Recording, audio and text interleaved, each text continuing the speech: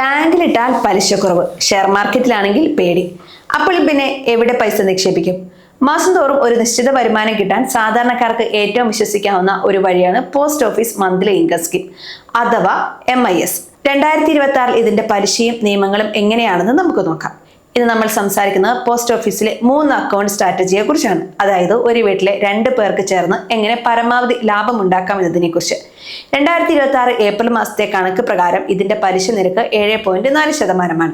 ഇത് സർക്കാർ ഉറപ്പ് നൽകുന്ന പലിശയാണ്. ഈ ഒരു 5 വർഷത്തേക്ക് പലിശയിൽ മാറ്റമുണ്ടാകില്ല. ആദ്യം തന്നെ ഇതിന്റെ പരിധി എത്രയാണെന്ന് നോക്കാം. ഒരാൾക്ക് ഒറ്റയ്ക്ക് ഒരു അക്കൗണ്ട് തുടങ്ങുകയാണെങ്കിൽ പരമാവധി 9 ലക്ഷം രൂപ വരെ നിക്ഷേപിക്കാം. എന്നാൽ ഭാര്യയും ഭർത്താവും കൂടി ഒരുമിച്ച് ജോയിന്റ് അക്കൗണ്ട് തുടങ്ങുകയാണെങ്കിൽ 15 ലക്ഷം രൂപ വരെ നിക്ഷേപിക്കാൻ സാധിക്കും. ഇനി നമ്മുടെ 3 അക്കൗണ്ട് സ്ട്രാറ്റജി എങ്ങനെയാണെന്ന് ഞാൻ പറഞ്ഞുതരാം. ഒരു ദമ്പതികൾക്ക് മൊത്തം 33 ലക്ഷം രൂപ വരെ ഈ സ്കീമിൽ നിക്ഷേപിക്കാം.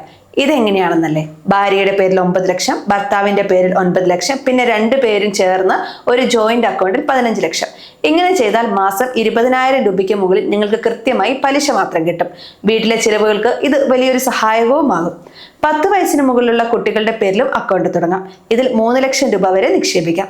കുട്ടിക്ക് 18 വയസ്സ് തികയുമ്പോൾ ഇത് സാധാരണയായി അക്കൗണ്ടിലേക്ക് മാറ്റാൻ സാധിക്കും. ഇനി എങ്ങനെയാണ് ഇതിലേക്ക് പൈസ ഇടേണ്ടത് നോക്കാം. ഏറ്റവും കുറഞ്ഞത് 1000 രൂപയുണ്ടെങ്കിൽ നിങ്ങൾക്ക് ഈ അക്കൗണ്ട് തുടങ്ങാം. അതിനുശേഷം 1000ന്റെ ഗുണിതങ്ങളായി എത്ര വേണമെങ്കിലും നിക്ഷേപിക്കാം. പണം നിക്ഷേപിച്ചാൽ അടുത്ത മാസം മുതൽ പലിശ കിട്ടിത്തുടങ്ങാം.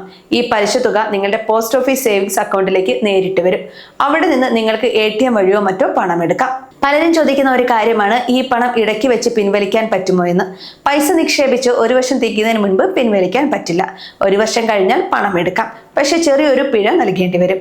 3 വർഷത്തിന് മുൻപാണ് പണം എടുക്കുന്നതെങ്കിൽ നിങ്ങളുടെ അസൽ തുകയിൽ നിന്ന് 2% കുറയ്ക്കും. 3 വർഷം കഴിഞ്ഞ് 5 വർഷത്തിന് മുൻപാണ് എടുക്കുന്നതെങ്കിൽ 1% പിഴ. 5 വർഷം പൂർത്തിയായാൽ 1 രൂപ പോലും കുറയാതെ മുഴുവൻ തുകയും തിരികെ ലഭിക്കും. ഇനി ഒരു പ്രധാന കാര്യം കൂടി ശ്രദ്ധിക്കണം. ഈ കിട്ടുന്ന പലിശയ്ക്ക് നികുതി നൽകേണ്ടി വരും. പക്ഷേ പോസ്റ്റ് ഓഫീസിന് TDS പിടിക്കില്ല. അതുകൊണ്ട് നിങ്ങളുടെ വരുമാനം അനുസരിച്ച് നികുതി ഉണ്ടെങ്കിൽ അത് നിങ്ങൾ ഫയൽ ചെയ്യേണ്ടി വരുമെന്ന് സാരം. നിങ്ങൾ ഈ അക്കൗണ്ട് തുടങ്ങാൻ പോകുമ്പോൾ Aadhaar card, pan card, photo എന്നിവ കയ്യിൽ കരുതണം. അക്കൗണ്ട് തുടങ്ങുമ്പോൾ തന്നെ നോമിനിയെ വെക്കാൻ മറക്കരുത്. 2026 പല പോസ്റ്റ് ഓഫീസുകളിലും ഓൺലൈൻ സൗകര്യങ്ങൾ വന്നെങ്കിലും ഈ അക്കൗണ്ട് തുടങ്ങാൻ നേരിട്ട് തന്നെ പോകേണ്ടി വരും. അവസാനമായ ഒരു കാര്യം കൂടെ, 2026 നിയമങ്ങൾ മാറാൻ സാധ്യതയുള്ളത് കൊണ്ട് നിക്ഷേപിക്കുന്നതിന് മുൻപ് അടുത്തുള്ള പോസ്റ്റ് ഓഫീസിൽ പോയി ഇതിന്റെ അവസാന തീയതികളും പലിശ നിരക്കുകളും ഒരിക്കൽ കൂടി ചോദിച്ച് മനസ്സിലാക്കുക. OTP നമ്പറുകളോ പാസ്വേഡുകളോ ആരുമായി പങ്കുവെക്കരുത്. ഈ വീഡിയോ ഉപകാരപ്പെട്ടുവെങ്കിൽ മറ്റുള്ളവർക്ക് ഷെയർ ചെയ്യുക. സംശയങ്ങൾ കമന്റായി ചോദിക്കാം.